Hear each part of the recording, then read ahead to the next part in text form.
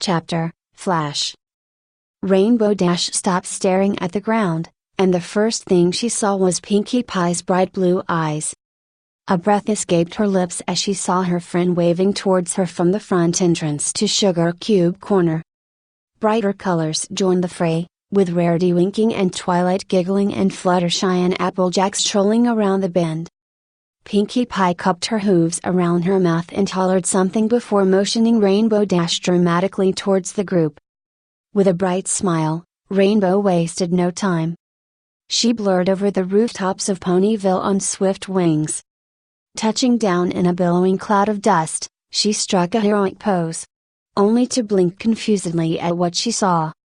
Pinkie Pie was making a strange face. Twilight Sparkle was squinting.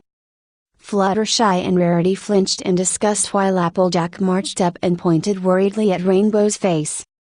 Rainbow Dash was confused. She turned to look in the windows of Sugar Cube Corner.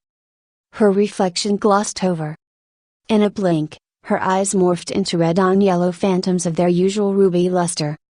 Before she had a chance to react to this, a lock of her mane fell limply from her head. She fell on her haunches and raised two hooves in time to catch the limp hairs. When they fell in her grasp, they lost all their color, turning to a pallid gray. Along with the rest of her coat. She gasped, glancing at her limbs, trying to find where her bright blue hooves had disappeared to. She heard a whimpering sound.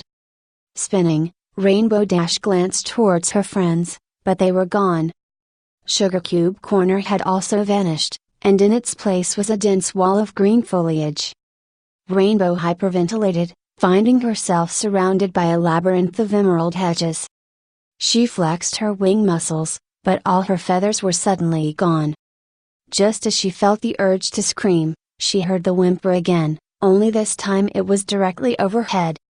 She tried looking straight up, but her neck was being weighed down by a golden pendant. After much sweat and aching, she finally gazed skyward, only to be flooded with a wall of impenetrable gray ash.